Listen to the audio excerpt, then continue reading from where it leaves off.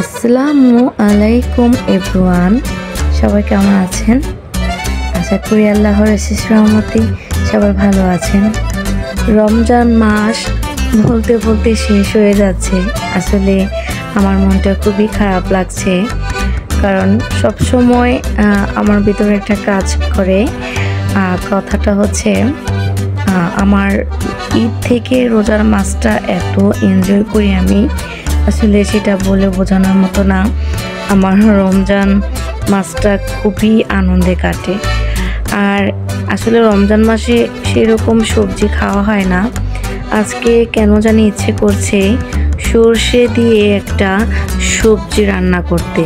এই যে দেখেন, আমি কিন্তু সরিষাটা শিলে বেটে নিয়েছি, আর এখানে আমি পেঁয়াজ, মরিচ, তেজপাতা, কালো জিরা আর লবণ দিয়ে আমি একটু ভেজে নিয়েছি, হালকা করে ভাজা।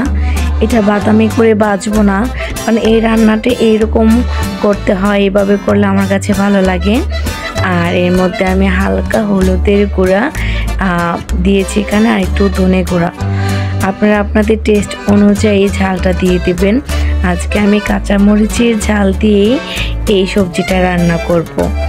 আসলে এই সবজিটা আমার কাছে অনেক ভালো লাগে। মাঝে মধ্যে করা হয় একটা মাখা মাখা সবজি, খেতে ইচ্ছে করে না?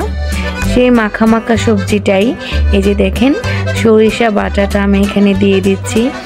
আর একটা জিনিস সবসময় লক্ষ্য রাখবেন যে সরিষা বাটাটা যেন পরিমাণের থেকে বেশি না হয়ে যায়, তাহলে সেই সরিষা সবজিটা খেতে একটু তেতো তেতো লাগে, আর আসল যে স্বাদটা সেটা পাওয়া যায় না। এই যে আমার সকল মশলা এখানে যে বুনে নেওয়া হয়ে গিয়েছে। দেখেন, একটা বাটারি মানে লাগছে না? দেখেন তো, আঠালো আঠালো ভাব।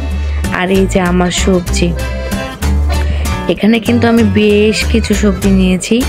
লাউ নিয়েছি, মিষ্টি কুমড়া নিয়েছি, কালো বেগুন, তারপর হচ্ছে সজনে ডাঁটা, আলু, পেঁপে, অনেকগুলো সবজি আমি এখানে নিয়েছি, যেগুলো হচ্ছে সচরাচর খাওয়া হয় না।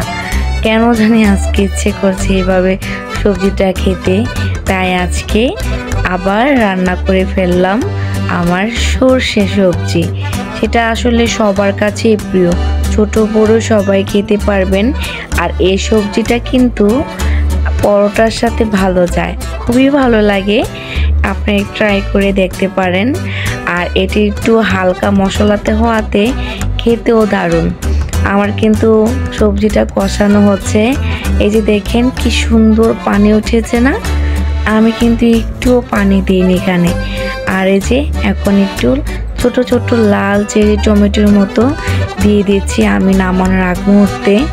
আমার সবজিটা কিন্তু অলরেডি সেদ্ধ হয়ে গিয়েছে, জাস্ট একটু পানিটা টানলেই আমি নামিয়ে দিব। আশা করি আজকের ব্লগটা আপনাদের কাছে ভালো লেগেছে। ভালো লাগলে অবশ্যই লাইক, কমেন্ট, শেয়ার করে যাবেন। আল্লাহ হাফেজ।